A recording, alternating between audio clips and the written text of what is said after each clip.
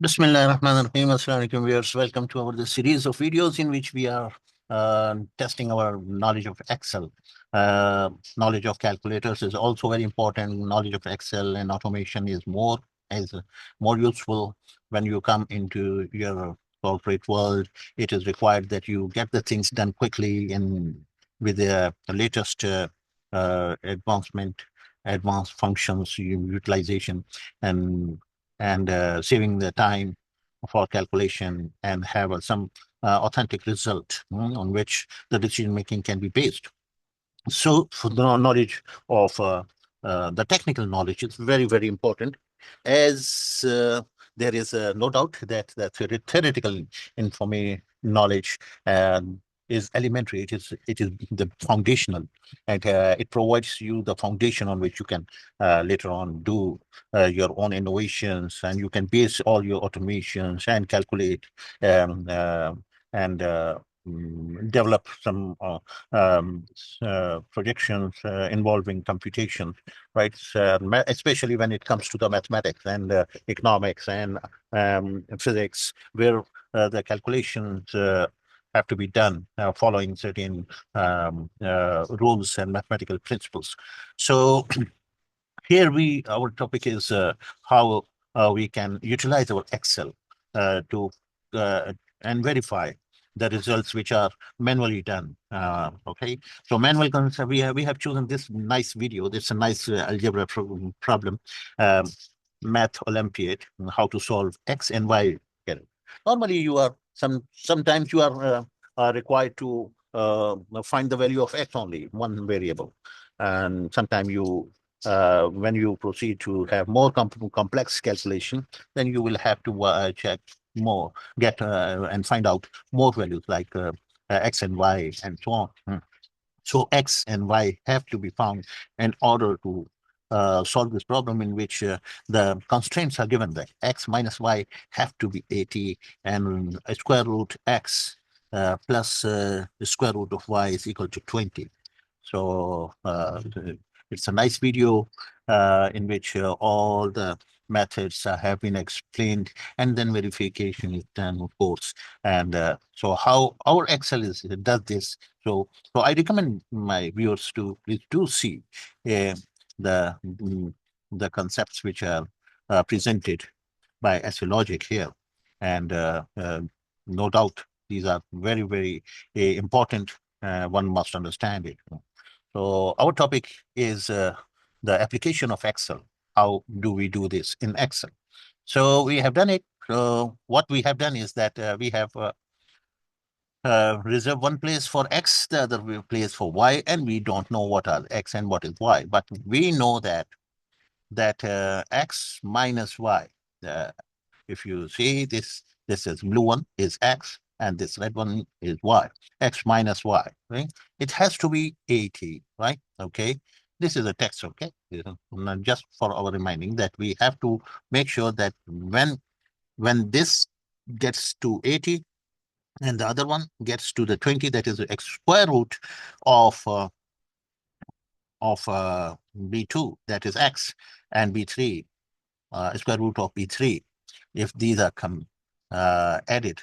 So it should be 20. So it means when this is 80, this is 20. So we can have our target cell to be 100. It's okay. When the integer of these two are 100, it means our objective is achieved.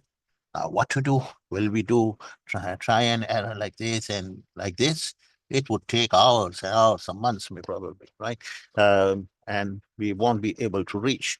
So Excel is very smart in doing this, and Excel has provided you two functions. One is the goal seek. The goal seek has the only one cell you can make the changes in only one cell. But here we need the two cells X and Y be changed to get the final value appear in here, right? So goal seek is not going to serve this purpose.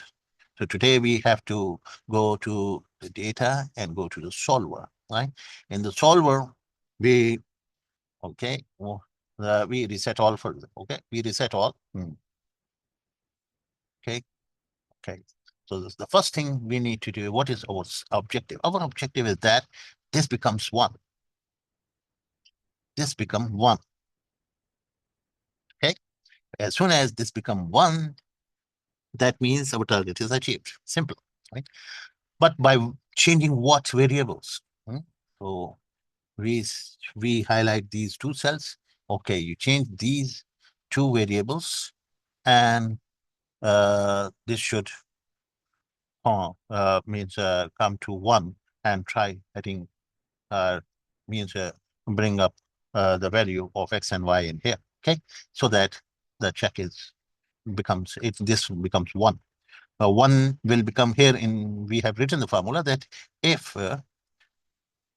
in, you see the formula, if the integer of these two, summation of these two x, this first equation and second equation, whatever the result is there, take the integer. If it is equal to 100, then get 1, otherwise 0, right?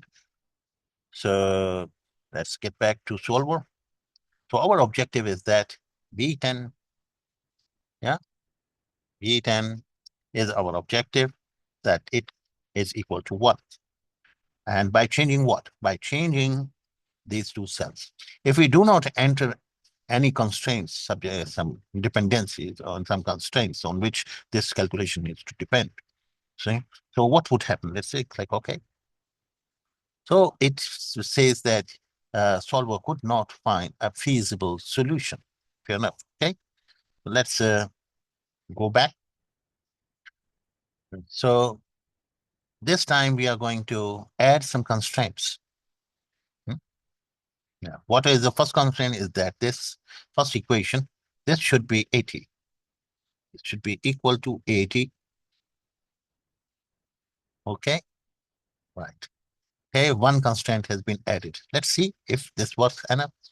Does it bring the solution? It is trying to get the solution, right? It has brought the result of 80, but it is not satisfying, and the one is not coming. Okay. Okay. So what we do next, we add another constraint. That is the second equation. This should be equal to what? This should be equal to 20. Okay, 80 and 20. So now it will retry it by changing the values of these two, focusing on this. As soon as this becomes 1, it will stop attempting, and will come up with the good news that it has done. It has found the solution. The solver found the solution. This is the good news, right? And all constraints are satisfied. And that's it. So we click OK. So this is our solver methodology, which is used to get all these things. Otherwise, if you don't, without doing the solver, you will have to take very lengthy route, and that's